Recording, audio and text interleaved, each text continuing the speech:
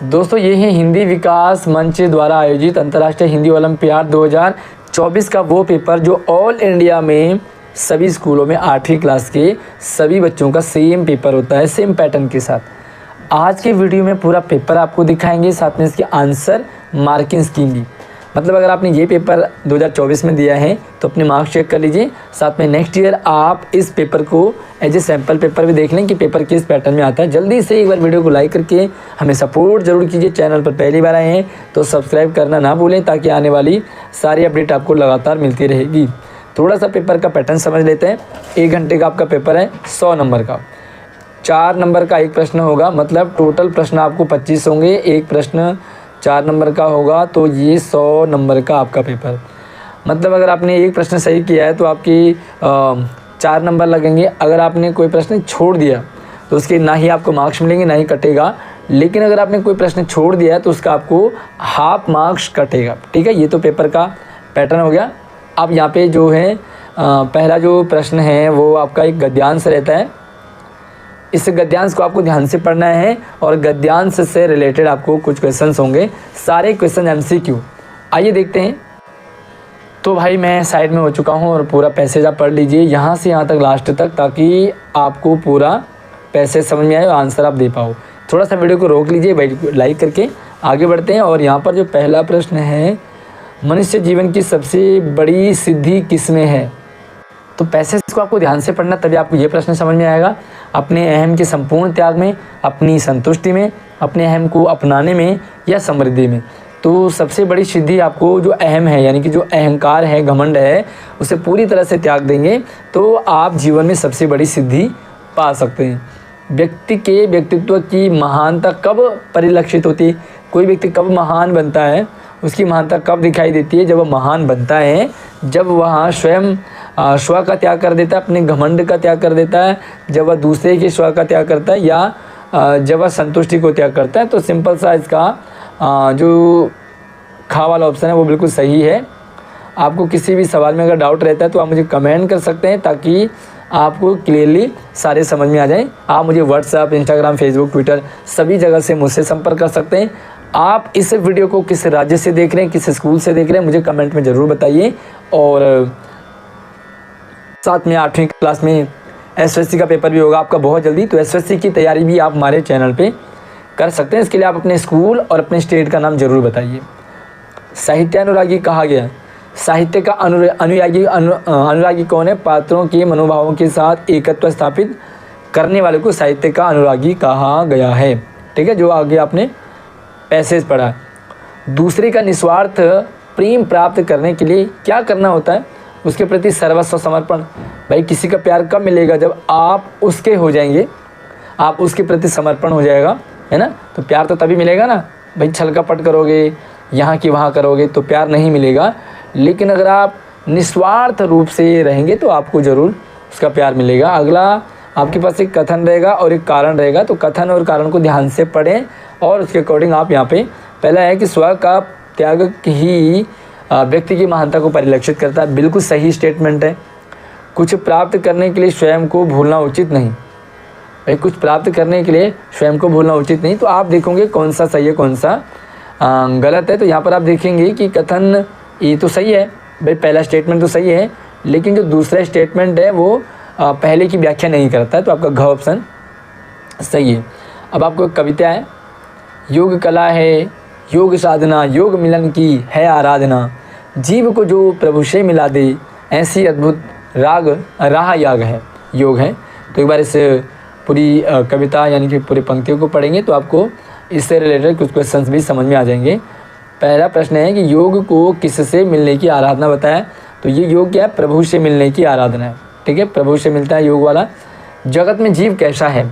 तो जगत में, संसार में जीव कौन है? मनोरुग्ण, यानी कि मन से बीमार है, अपने मन की चलाता है और मन से दुखी रहता है। योग हर मन में क्या जगाता है?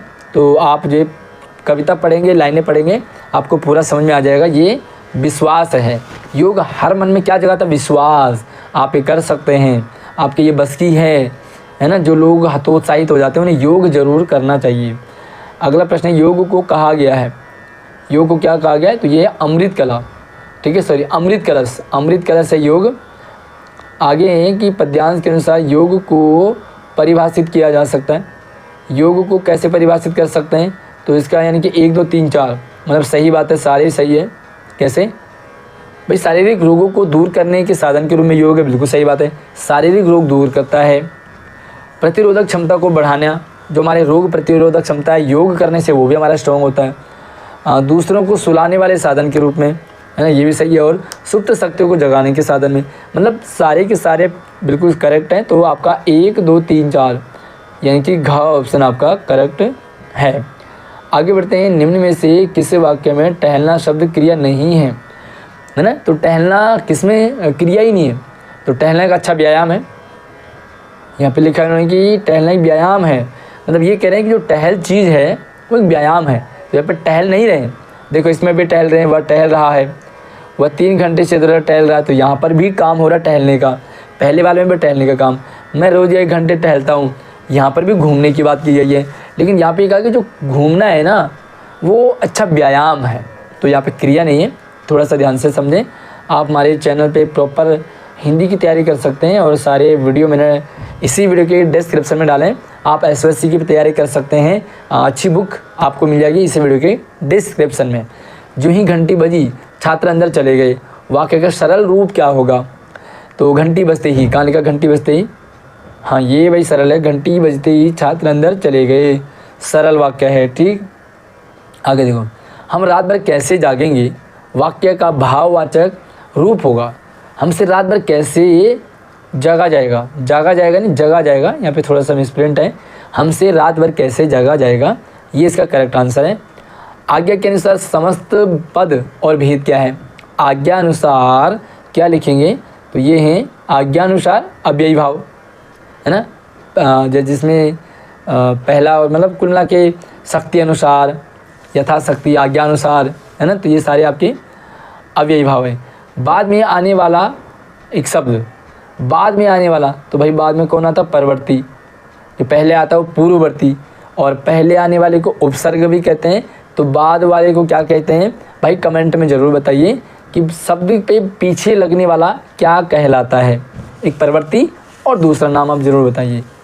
कौन सी लिपि दाएं से बाएं लिखी जाती है, मतलब दाएं से बाएं, राइट हैंड से वापस, है ना। हम हिंदी कैसे लिखते हैं, देखो ध्यान से समझो। हिंदी हम यहाँ से लिखते हैं ना, इधर इधर इधर, लेकिन जो फारसी है ना वो यहाँ से उल्टी लिखी जाती है। पहले वो राइट साइड से लिखेंगे, फिर वापस लेफ्ट आएंगे। हम हिंदी और संस्कृत कैसे लिखते हैं, यहाँ लिखेंगे इंग्लिश भी, और इधर इधर आगे जाते हैं। ठीक है, तो दाएं से बाएं फारसी लिखी जाती है। अर्थ की दृष्टि से वाक्य भेद बताइए, उसने कोई उपाय नहीं छोड़ा, तो नहीं की बात की गई है, यहाँ पर निषेधवाचक है। बाकी आपको वाक्य समझने हैं तो हमारे चैनल में प्रॉपर वीडियो डाला है, वाक्य समझने हैं, शब्द समझने हैं, उपसर्ग प्रत्यय समझना है, सारे टॉपिक इसी वीडियो के डिस्क्रिप्शन में और हमारे चैनल पे आपको मिल जाएंगे। जिस क्रिया के जिस रूप से उसकी अभी अभी पूरा होने का पता चलता है, अभी अभी पूरा हुआ है तो वह आसन्न भूत, है ना। मैंने अभी खाना खाया तो ये आसन्न भूत है। अभी अभी गया है, राम अभी अभी गया है, तो ये क्या है आपका आसन्न भूत है। ठीक है, आगे देखोगे रेखांकित में निम्नांकित में से कौन सा शब्द वृद्धि संधि का उदाहरण नहीं है। वृद्धि में अवृद्धि, अवृद्धि, लेकिन यहाँ पे जो है गुरुपदेश, गुरु जमा उपदेश, ये कौन सी दीर्घ संधि है, ना कि वृद्धि संधि। ठीक, आगे देखो इ च छ ज झ, ये उदाहरण है किसी तालव्य, है ना, तालव्य शाप ने पढ़ा होगा, तो इसका करेक्ट आंसर आपका तालव्य है, यानी कि सारे इचु ऐसा नाम तालु, एक सूत्र भी है ई च चू चवर्ग, ये सारे जो है तालु हैं। मुहावरे और अर्थ की उचित मेल वाले शब्द का चयन, मुहावरा और अर्थ का मेल, गाड़ी कमाई मेहनत से कमाया हुआ धन, है ना। गाड़ी कमाई क्या होता है, ये एक मुहावरा है और इसका अर्थ है मेहनत से कमाया हुआ धन। आगे संविधान के किस अनुच्छेद में हिंदी को राजभाषा का स्थान दिया गया, तो भाई ये तो याद करना पड़ेगा आपको, 343 343 संविधान के 343 में हिंदी को राजभाषा का दर्जा दिया गया है। ये याद करना ही करना पड़ेगा और अभी आप याद कर लीजिए। बाकी आपका फेवरेट सब्जेक्ट कौन सा है, आप प्लीज़ आप कमेंट करते रहिए ताकि आपकी एक्टिवनेस दिखाई देगी, आपकी स्मार्टनेस दिखाई देगी, है ना। अगला प्रश्न है, किस स्वर्ग के उच्चारण में दीर्घ स्वर से भी अधिक समय लगता है? दीर्घ से भी ज़्यादा समय लगता है किस है? ह्रस्व छोटा, दीर्घ बड़ा, और उससे भी ज़्यादा बड़ा होता है प्लुत। ह्रस्व, दीर्घ और प्लुत, तो प्लुत में ज़्यादा समय लगता है।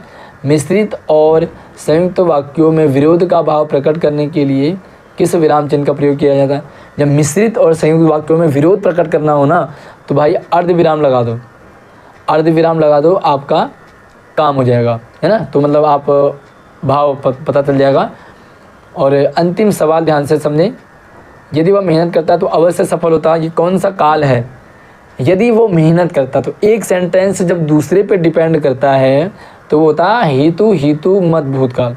मतलब हेतु है, कारण है, तो तभी सफल होगा जब मेहनत करेगा। तो एक कारण है और दूसरा कार्य है, तो जहाँ कार्य कारण संबंध होता है वहाँ पे हेतु मत भूतकाल होता है।